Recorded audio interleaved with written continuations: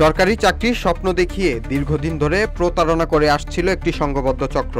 নিজেদের কখনো সেনাবাহিনীর মেজর, কখনো কর্নেল পরিচয় দিয়ে ভুয়া নিয়োগপত্র দেখিয়ে লাখ লাখ টাকা হাতিয়ে নিয়েছে তারা। অবশেষে র্যাব-4-এর অভিযানে চক্রর মূল হোতাসহ 6 জনকে গ্রেপ্তার করা হয়েছে।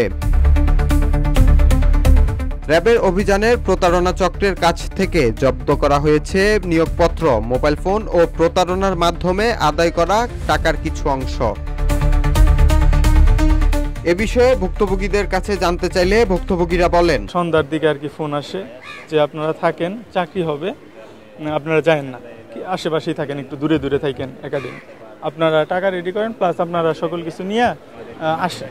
আনসার একাডেমি থেকে আবার পরবর্তীতে ওখান থেকে একটা লোক উঠে, মুস্তাক নামে, সে উঠে নিয়ে যায় হচ্ছে মিরপুর 1-এ হোটেল লন্ডন প্লেস, বাসায় যাই নিয়োগপত্র নিয়ে 5 লক্ষ টাকা পাঠানো হয়েছে। 6,50,000 টাকা কন্ট্রাক্ট হয় সেনাবাহিনীতে চাকরি দেবে। গত রাত্রে ঢাকাতে নিয়ে এসে 30,000 টাকা নেয়। 30,000 টাকা নিয়ে মেডিকেল করায়।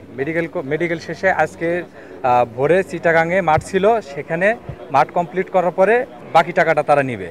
তো এর ভিতরে রাত্রে র্যাব-4-এর একটা অভিযান চলে। অভিযান চলার পরে যখন তারা গ্রেপ্তার হয় তখন আমরা বুঝতে পারছি যে আমরা আসলে একটা প্রতারক চক্রের কাছে পড়ছি। অন্যদিকে আইনশৃঙ্খলা বাহিনীর পক্ষ থেকে বলা হয়, চক্রটির প্রতারণার কৌশল এবং তারা অত্যন্ত পরিকল্পিতভাবে কাজ করত।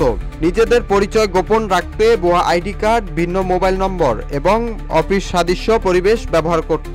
এ বিষয়ে র্যাব-4-এর কর্মকর্তা জানান, গাজীপুর শফিপুর আনসার একাডেমিতে যখন ব্যাটালিয়ন আনসারের নিয়োগ পরীক্ষা দিতে যান, সেখানে তার মোবাইলে অজ্ঞাতনামা একটা মোবাইল নাম্বার থেকে ফোন আসে এবং ফোন এসে বলা হয় যে তার কিছু সমস্যা আছে, কিন্তু তাকে ব্যাটালিয়ন আনসারের চাকরি তার হয়ে যাবে এবং তার সঙ্গে যোগাযোগ করতে বলা হয়। পরবর্তীতে রাজু এবং তার ভাই সোহেল ওই অজ্ঞাতনামা ফোনে যোগাযোগ করলে তিনি নিজেকে সেনাবাহিনীর একজন উচ্চপদস্থ অফিসার হিসেবে পরিচয় দেন এবং মেজর সোহেল নামে পরিচয় দেন এবং বলেন যে তার সঙ্গে যোগাযোগ করলে চাকরি হয়ে যাবে। পরবর্তীতে তারা তার সঙ্গে দেখা করলে তারা তাকে তাদের গাড়িতে করে সেনাবাহিনীর ওই কথিত মেজর সোহেল এবং তার সঙ্গে আরও কয়েকজন সদস্য, তারা তাদেরকে গাড়িতে তুলে এই ভুক্তভোগী রাজু এবং তার ভাই সোহেলকে তারা মিরপুরে নিয়ে আসে এবং সেখানে এনে একটি হোটেলে তারা নিয়োগের জন্য যা যা লাগে সেগুলো কথা বলে তাদের কাছ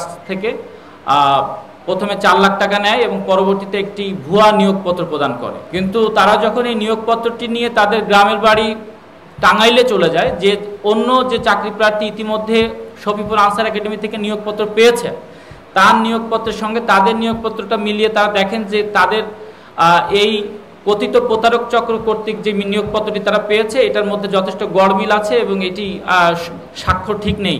এরই পরিপ্রেক্ষিতে তারা যখন বুঝতে পারেন যে তারা প্রতারিত হয়েছেন, তখন তারা আমাদের র্যাব-4-এ আসেন এবং আমাদেরকে একটি অভিযোগ দেন।